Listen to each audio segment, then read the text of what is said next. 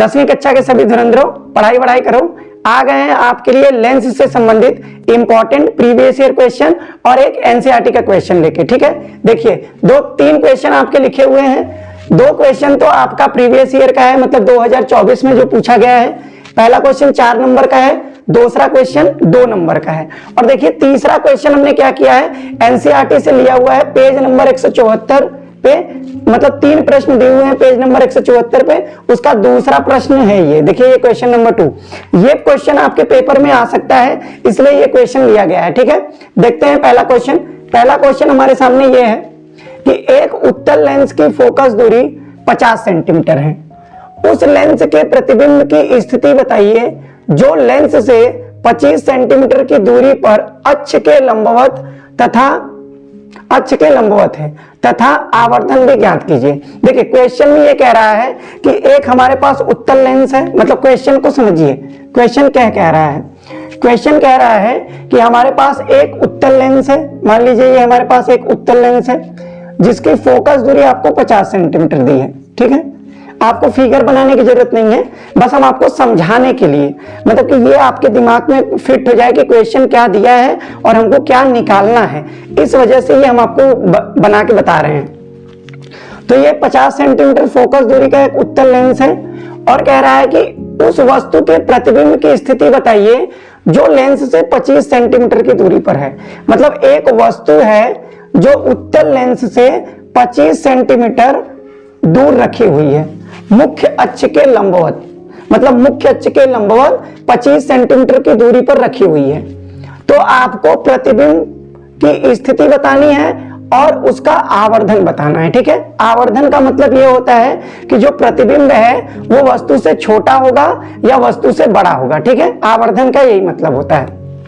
चलिए आपको भी पता है कि ये क्वेश्चन अगर मेरे सामने आया है तो इसमें कौन सा फॉर्मूला लगने वाला है, लेंस के सूत्र का प्रयोग करेंगे हम लोग, ठीक है। लेंस के सूत्र का प्रयोग करेंगे जो कि क्या होता है, देखिए हमारे पास फॉर्मूला है 1/f = 1/v - 1/u, ठीक।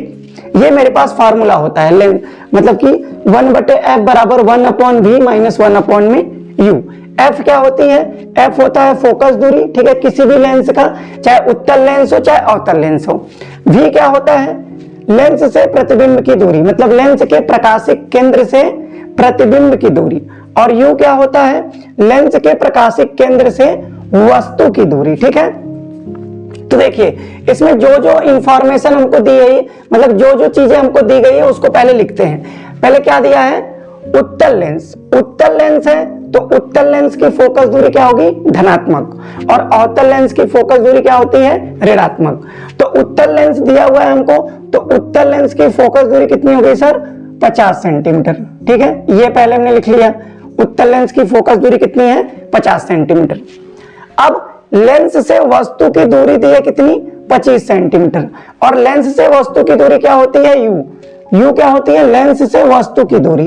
तो u की वैल्यू कितनी हो गई, -25 सेंटीमीटर। अच्छा माइनस क्यों रखते हैं, अभी आपको समझा देंगे कि उत्तल लेंस की फोकस दूरी धनात्मक क्यों होती है और u की वैल्यू ऋणात्मक क्यों लेते हैं। आपको क्या बताना है, प्रतिबिंब की स्थिति, मतलब v बताना है कि v कहां पे बन रहा है, मतलब लेंस से कितनी दूरी पर हमारा प्रतिबिंब बन रहा है, और उसका आवर्धन भी बताना है हमको। देखिए ध्यान से, कोई भी आप लेंस ले लीजिए, चाहे उत्तल लेंस ले लेते हैं या फिर अवतल लेंस ले लेते हैं, ठीक है, चाहे उत्तल लेंस हो या फिर अवतल लेंस ले ले। अगर मान लीजिए ये हम आपको चिन्ह परिपाटी बता रहे हैं, ये जैसे x एक्सिस को मान सकते हैं और ये इसको y एक्सिस को मान सकते हैं। अब इधर वाली जो वैल्यू होती है वो क्या होती है, धनात्मक, और इधर वाली जो वैल्यू होती है वो क्या होती है, ऋणात्मक। तो देखिए जो उत्तल लेंस की फोकस दूरी होती है उसको उत्तल लेंस के द्वितीय फोकस को मुख्य फोकस माना जाता है। तो उत्तल लेंस का द्वितीय फोकस इधर होता है, इसलिए उत्तल लेंस की फोकस दूरी क्या होती है, धनात्मक, और अवतल लेंस की फोकस दूरी क्या होती है, इधर होती है, इसलिए इसको क्या बोलते हैं, मतलब अवतल लेंस की फोकस दूरी क्या होती है, इधर। तो अवतल लेंस की फोकस दूरी क्या होगी, ऋणात्मक। अगर आपसे पूछा जाए कि मुख्य फोकस किसको बोलते हैं, तो चाहे लेंस उत्तल हो भैया चाहे अवतल हो, द्वितीय फोकस को ही मुख्य फोकस बोला जाता है। ये अपने दिमाग में याद बैठा लीजिए। उत्तल लेंस का फोकस दूरी उधर रहता है, मतलब द्वितीय फोकस उधर बनता है, इसलिए फोकस दूरी धनात्मक। अवतल लेंस का द्वितीय फोकस इधर होता है, मतलब कि बाईं तरफ, इसलिए ये क्या होता है, ऋणात्मक। बस इतना सिंपल सी बात है भाई, बहुत ज्यादा तामझाम करने की जरूरत नहीं है। बस आप यही याद रख लीजिए कि उत्तल लेंस की फोकस दूरी सर धनात्मक और अवतल लेंस की फोकस दूरी ऋणात्मक, और वस्तु की दूरी हमेशा क्या होगी, ऋणात्मक। क्यों? क्योंकि वस्तु जो होगी वो हमेशा लेंस से कहां रखी जाएगी सर, बाईं तरफ रखी जाएगी। चलिए, इतनी बात अगर आप समझ गए हैं तो हम अपने प्रश्न को सॉल्व करते हैं भैया धीरे धीरे। आओ भाई देखिए, सॉल्व करते हैं अपने प्रश्न को। फार्मूला हमारे पास यही है, 1/f equal to 1/v minus 1/u। सारी वैल्यू रखते हैं इसमें, तो कितना आएगा, 1/v। v की वैल्यू कितनी है, नहीं पता सर। 1/f की वैल्यू कितनी है सर, 50, तो 50 रख दिया, इक्वल टू 1/v, नहीं पता है तो सर v रख दीजिए, माइनस 1/u। u की वैल्यू कितनी है सर, माइनस 25 सेंटीमीटर। अब देखिए, माइनस में माइनस का मल्टीप्लाई करेंगे तो कितना आ जाएगा, प्लस, तो ये हो जाएगा 1/v प्लस 1/25, मतलब माइनस में माइनस का मल्टीप्लाई कर दिया तो क्या हो गया, प्लस। अब देखिए 25 को, मतलब 1/25 को इधर ला दीजिए, तो ये हो जाएगा 1/50 माइनस 1/25 बराबर 1/v। ठीक है जी। अब इसका एलसीएम ले लीजिए, 50 और 25 का एलसीएम कितना आएगा, 50 आएगा सर। एलसीएम क्या होता है, वो नंबर जो इन दोनों से कट जाए, तो 50 से भी कटेगा और 25 से भी कटेगा। तो यहाँ पे मेरे पास एलसीएम कितना आ गया, 50। एलसीएम कितना आ गया, 50, और 50 से कम 50, एक बारी में कटेगा, और एक का इसके अंश में मल्टीप्लाई करेंगे तो कितना आएगा भाई, 1 माइनस, देखिए 25 दूना 50, कितने बारी में कटा, 2 बार में, और 2 को इसके अंश में मल्टीप्लाई करेंगे तो कितना आएगा, 2, इक्वल टू 1/v। तो ये मेरे पास आ रहा है -1/50 इक्वल टू 1/v। हमको क्या चाहिए सर, हमको तो v चाहिए, 1/v तो चाहिए नहीं, तो इसको क्या करिए, पलट दीजिए, इसको क्या करिए, पलट दीजिए। तो जब पलट देंगे तो भाई तो क्या आ जाएगा, v की वैल्यू आ जाएगी -50 सेंटीमीटर। v की वैल्यू क्या आ जाएगी, -50 सेंटीमीटर। अब देखिए माइनस आ रहा है, जो v मतलब प्रतिबिंब, मतलब जो प्रतिबिंब की स्थिति है वो क्या है, माइनस। तो प्रतिबिंब कहां बन रहा है, देखिए अगर v की वैल्यू माइनस आ रही है, v की वैल्यू माइनस आ रही है, तो आप क्या कह सकते हैं, जैसे माइनस अगर मेरे पास आ रही है सर, अगर ये उत्तल लेंस है, तो अगर इधर रखा रहता तो क्या होता, अगर हम इसको इधर रखते तो क्या होता, ऋणात्मक होता। ठीक है, और अगर हम उधर रखते तो क्या होता, धनात्मक होता। ठीक है, तो ये v की वैल्यू कितनी होगी, -50 सेंटीमीटर। अब हमको क्या बताना है, आवर्धन ज्ञात कीजिए। क्या ज्ञात कीजिए, आवर्धन। ठीक है, और आवर्धन का क्या फॉर्मूला होता है सर, आवर्धन जिसको m से दिखाते हैं वो क्या होता है सर, वो होता है h' बराबर v/u, यही होता है। अच्छा देखिए, दर्पण वाले में ये -v/u होता है, लेकिन लेंस वाले में v/u होते हैं, माइनस नहीं होता है। ठीक, तो इसी में रखिए, हमको इससे तो मतलब नहीं है, क्योंकि यहाँ वस्तु की लंबाई और प्रतिबिंब की लंबाई में हमको कुछ पता नहीं है, इसलिए हम ये फॉर्मूला नहीं लगा के ये वाला फॉर्मूला लगाएंगे। तो m की वैल्यू कितनी आ जाएगी भाई, m की वैल्यू आ जाएगी v कितना है हमारे पास, -50, और u की वैल्यू कितनी है, u की वैल्यू है सर -25। इसको कटा दीजिए, देखिए माइनस से माइनस कट गया, 25 से कम 25, 25 दूना 50, तो m की वैल्यू देखिए क्या आ रही है, +2 आ रही है। m की वैल्यू क्या हो रही है, +2। अब मेरी बात ध्यान से समझिए, हम अगर आपको इसकी प्रकृति बताएं तो प्रकृति क्या होगी, देखिए उत्तल लेंस में आप 6 केस पढ़े होंगे प्रतिबिंब का बनना, हम भी अपने वीडियो में बताए हुए हैं। तो उत्तल लेंस में एक केस ऐसा है भाई, जिसमें हम इंपॉर्टेंट मार्क्स किए थे कि उत्तल लेंस जो है वो आभासी प्रतिबिंब बनाता है। कब, जब वस्तु फोकस और प्रकाशिक केंद्र के बीच हो, और प्रतिबिंब क्या होता है सर, बड़ा बनता है, आभासी बनता है। तो देखिए m की वैल्यू भी क्या आ रही है हमारे पास, m की वैल्यू भी क्या आ रही है, पॉजिटिव, मतलब आवर्धन क्या आ रहा है, धनात्मक। तो प्रतिबिंब कैसा होगा, आभासी होगा। क्या होगा, आभासी प्रतिबिंब होगा। प्रतिबिंब क्या होगा? आभासी। अगर आपको प्रकृति बताएं तो इसका प्रकृति क्या आ जाएगा सर? प्रकृति आ जाएगा आभासी। प्रतिबिंब क्या आएगा? मतलब प्रकृति क्या होगी? आभासी। तो आपको क्या बताना था? लेंस से वस्तु की दूरी मतलब प्रतिबिंब की दूरी तो कितना होगा? 50 सेंटीमीटर। और आवर्धन कितना आ गया? +2। इतना कर देंगे आपको 4 नंबर मिल जाएगा। ठीक है, बहुत ज्यादा तामझाम करने की जरूरत है नहीं भाई। अगर आपको ये सारी चीजें पता है, अगर आपको कॉन्सेप्ट पता है तो 4 नंबर फ्री का मिलेगा ही मिलेगा। आप चाहे जो भी सेट उठा के देख लीजिए, लेंस से एक क्वेश्चन या तो 4 नंबर में या तो 2 नंबर में पूछा गया है। ठीक है, देखिए अब आगे चलते हैं दूसरे प्रश्न की ओर।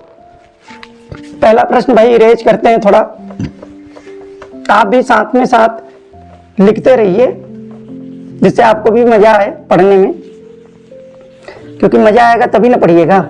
चलिए सर दूसरे प्रश्न की ओर आते हैं। दूसरा प्रश्न क्या है? दूसरा प्रश्न है 2 सेंटीमीटर लंबी वस्तु। अब देखिए इसमें वस्तु की लंबाई भी हमको पता है। ठीक है, कि 2 सेंटीमीटर लंबी वस्तु 20 सेंटीमीटर फोकस दूरी के उत्तल लेंस के सम्मुख मुख्य अक्ष के लंबवत रखी है। लेंस से वस्तु की दूरी 30 सेंटीमीटर है। प्रतिबिंब की स्थिति तथा प्रकृति ज्ञात कीजिए। जो भी प्रकृति बताए थे, प्रकृति मतलब प्रतिबिंब सर आभासी बनने वाला है या वास्तविक बनने वाला है। प्रकृति का मतलब यही होता है भाई, आभासी बनेगा या फिर वास्तविक बनेगा। और याद रखिएगा उत्तल लेंस भी एक केस में आभासी प्रतिबिंब बनाता है। वो अभी मैं अपने आपको मतलब आपको अभी तुरंत अभी पहले बताए हैं। कब बनाता है? जब वस्तु लेंस के प्रकाशीय केंद्र और मुख्य अक्ष के बीच में रखा है। ठीक, चलिए क्वेश्चन नंबर 2 की ओर चलते हैं धीरे धीरे। क्वेश्चन नंबर 2 मेरे पास कह रहा है 2 सेंटीमीटर लंबी वस्तु, मतलब वस्तु की लंबाई आपको दी है। वस्तु की लंबाई,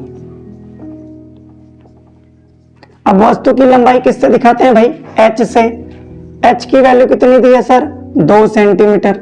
लिख लिया। ठीक, फिर क्या कर रहा है? उत्तल लेंस के 20 सेंटीमीटर फोकस दूरी के उत्तल लेंस, मतलब उत्तल लेंस की फोकस दूरी दी है। फोकस दूरी किसकी? उत्तल लेंस की। उत्तल लेंस की फोकस दूरी, फोकस दूरी F से दिखा देते हैं। और अभी हम आपको बताए थे कि उत्तल लेंस की फोकस दूरी क्या होती है सर? धनात्मक। तो केवल 20 सेंटीमीटर लिखेंगे, माइनस से हमारे पास कोई लेना देना नहीं है। ठीक, फिर कह रहा उत्तल लेंस के सम्मुख मुख्य अक्ष के लंबवत रखिए। लेंस से वस्तु की दूरी 30 सेंटीमीटर। और याद रखिए लेंस से वस्तु की दूरी हमेशा क्या होगी? ऋणात्मक। हमेशा क्या होगी? ऋणात्मक। क्यों? क्योंकि लेंस के बाईं ओर रखी जाती है। तो लेंस से वस्तु की दूरी, लेंस से वस्तु की दूरी, और ये किससे दिखाते हैं? U से। कितना है सर? -30 सेंटीमीटर। ठीक है, प्रतिबिंब की स्थिति और प्रकृति ज्ञात कीजिए। फिर से हमारे पास वही फॉर्मूला, लेंस का सूत्र लगाएंगे 1/f = 1/v - 1/u। जो जो दिया है उसको रखो। 1/f, f की वैल्यू सर 20 सेंटीमीटर। 1/v, भी नहीं पता है, -1/u, 1/u, u की वैल्यू कितनी है सर? -30 सेंटीमीटर। तो ये मेरे पास कितना आने वाला है? 1/20 बराबर 1/v प्लस 1/30। अब देखिए प्लस 1/30 को इधर ला दीजिए, -1/30 हो जाएगा। तो ये मेरे पास आ जाएगा 1/20 माइनस 1/30 इक्वल टू 1/v। तो देखिए अब इसका एलसीएम लीजिए, 20 और 30 का एलसीएम कितना होगा? मतलब देखिए एलसीएम लेने का मैं आपको एक बहुत आसान सा तरीका बताता हूं। देखिए इन दोनों में जो बड़ा नंबर है उसका आप पहाड़ा पढ़िए। जैसे 30 से कम 30, क्या 30 20 से कटेगा? नहीं सर, 20 दूना 40 हो जाता है। अच्छा 30 दूना में 60, अच्छा नहीं आ रहा है तो 3 दूना 6 आता है, मतलब 0 बढ़ा देंगे तो 60 हो जाएगा। देखिए 20 से कट रहा है, मतलब कि 20 से कम 20, 20 दूना 40, 20 23 60। हाँ सर कट गया, तो एलसीएम 60 ही रख दीजिए। ठीक है, बहुत ज्यादा तामझाम करने की जरूरत नहीं। सिंपल सा जो नंबर है बड़ा वाला, एक या दो बार उसका टेबल पढ़ लीजिए, वो दूसरे वाले से भी कटेगा, वही एलसीएम हो जाएगा। अब देखिए एलसीएम ले लीजिए तो कितना होगा? 20 3 60, तो ऊपर कितना आ जाएगा सर 3, और 30 दूना 60, तो ऊपर कितना आ जाएगा 2। अब मेरे पास क्या आ गया 1/v, तो 3 में से 2 गया, कितना आ गया सर 1/60 इक्वल टू 1/v। लेकिन हमको क्या चाहिए सर, हमको चाहिए v, तो इसको क्या करेंगे उलट देंगे, तो उलट दो भैया, उलट देंगे तो मेरे पास प्लस का 60 सेंटीमीटर आ गया। अच्छा प्लस क्यों लिखे हैं, ये आपको अभी जस्ट तुरंत ही समझाने वाले, प्लस क्यों रखे। देखिए अगर प्रतिबिंब वास्तविक बनता तो वो किधर बनता सर, सॉरी अगर प्रतिबिंब आभासी बनता तो वो किधर बनता, वस्तु की ओर, वस्तु की ओर बनता तो v की वैल्यू क्या आती सर, ऋणात्मक आती।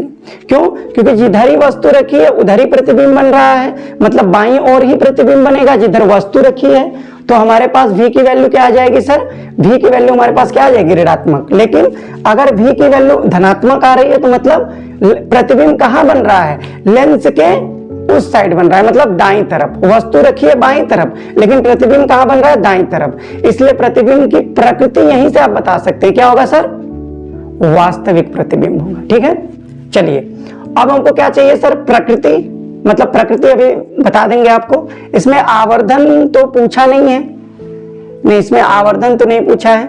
2 सेंटीमीटर लंबी वस्तु, अगर मान लीजिए आपको प्रतिबिंब की लंबाई पूछता तो कैसे निकालते सर, प्रतिबिंब की लंबाई देखिए, तो हम एक वो आवर्धन वाला फॉर्मूला लगाते हैं, m equal to h dash upon में h equal to v upon में u।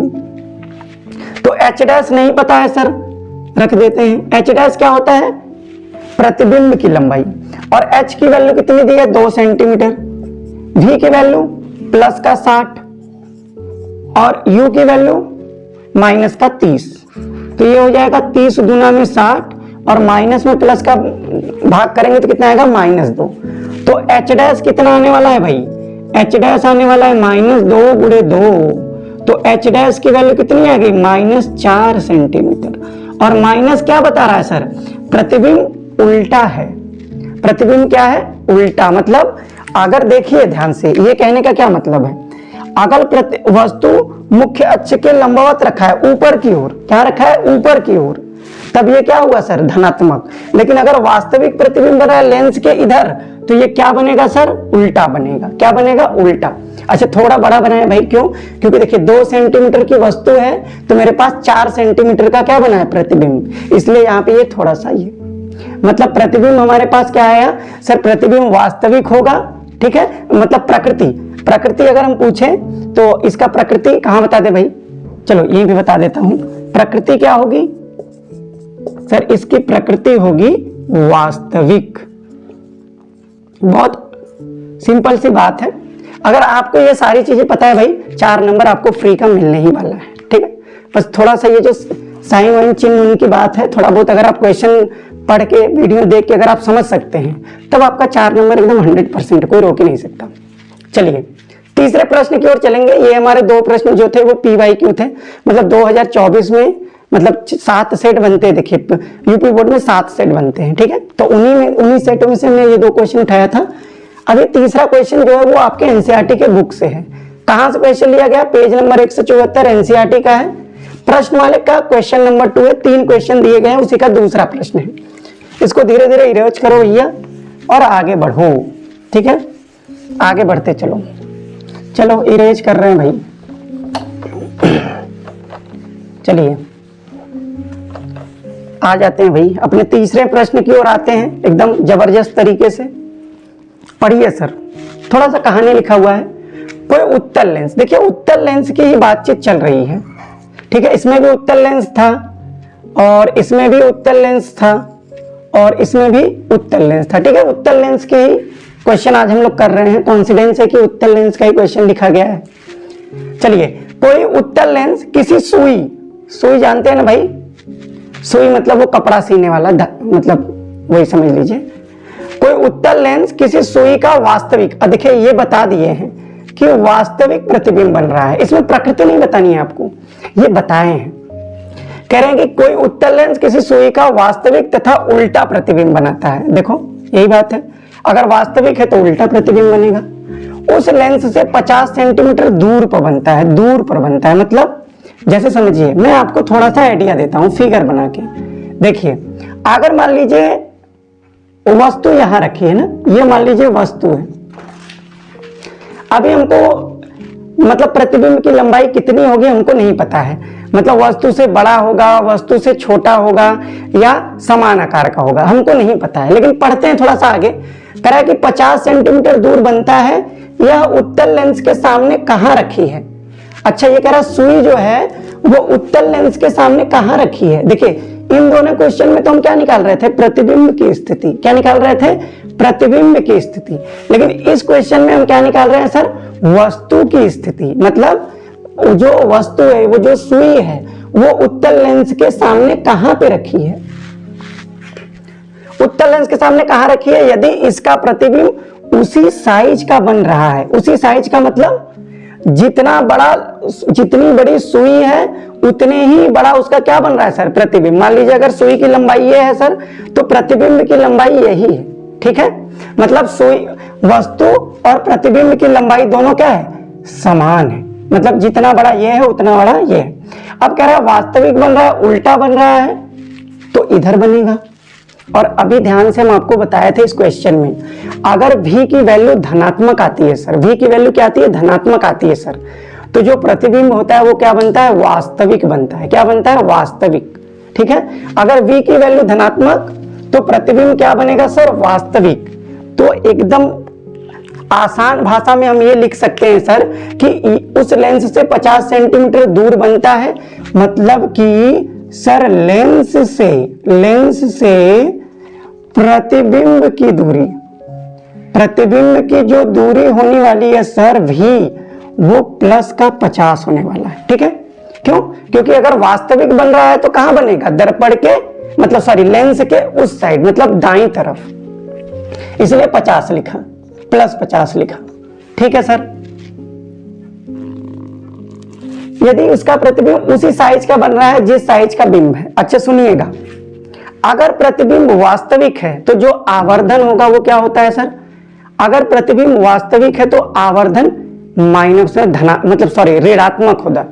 आवर्धन क्या होगा, ऋणात्मक। क्यों, क्योंकि एच डैश क्या, देखिए आपको अभी बताया था जस्ट कि देखिए सर, अगर ये हमारे पास वस्तु है और उसका प्रतिबिंब बन रहा है तो एच डैश तो सर ऊपर है, लेकिन ये जो सॉरी एच तो सर ऊपर है, लेकिन एच डैश क्या है, नीचे।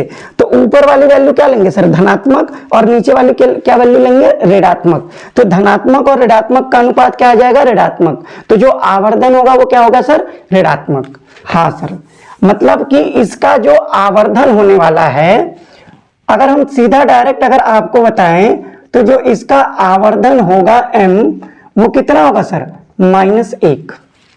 आवर्धन कितना होगा, -1। अगर अच्छा मान लीजिए ये बात आपको नहीं समझ में आई तो ये क्या कह रहे हैं जानते हैं, वस्तु की लंबाई बराबर है प्रतिबिंब की लंबाई के। ठीक है, लंबाई की बात कर रहे हैं, प्रकृति की बात नहीं। वो सीधा है तो ये प्रतिबिंब उल्टा है। मतलब ये जो वस्तु की लंबाई h है सर, वो किसके बराबर है, h डैश के। यही तो बात है। लेकिन याद रखिए एच डैश कहां बन रहा है सर, नीचे बन रहा है। एच डैश कहां बन रहा है, नीचे बन रहा है, इसलिए क्या होगा, ऋणात्मक। तो m की वैल्यू अगर हम लिखेंगे तो फॉर्मूला क्या होता है सर, एच डैश अपॉन में h। और एच डैश की वैल्यू क्या है सर, h ही है, लेकिन नीचे बन रहा है, मतलब वास्तविक बन रहा है, इसलिए एच डैश की वैल्यू क्या लेंगे, -h। और ये क्या होगा, h ये कट जाएगा तो m की वैल्यू कितनी आ जाएगी, -1। ठीक है, वही हम लिखे थे कि अगर वस्तु की लंबाई प्रतिबिंब के लंबाई के बराबर ही है तो जो आवर्धन होगा सर वो कितना होगा, -1। अगर आपको ये बातें समझ में नहीं आई हैं तो ये इसी को हम बताए हुए कि कैसे माइनस आएगा। ठीक, चलिए तो हमको क्या बताना है सर, उत्तल लेंस से उस सुई कहां रखी है, मतलब कि लेंस से वस्तु की दूरी, लेंस से वस्तु की दूरी मतलब कि सर u बताना है हमको, u कहां पे रखा हुआ है। चलिए जो जो हमारे पास दिया है उसका यूज करते हैं। हमको पता है सर आवर्धन दिया हुआ है, तो आवर्धन किसके बराबर होता है सर, ये होता है h डैश अपॉन में h बराबर v by u, v upon में u। अच्छा m की वैल्यू कितनी है सर, m की वैल्यू -1 है तो -1 हो गया। v की वैल्यू सर पता है हमको +50, और u की वैल्यू सर नहीं पता है, तो इसका मल्टीप्लाई करा दीजिए। तो क्या आ जाएगा सर, -1 गुणे u बराबर कितना, +50।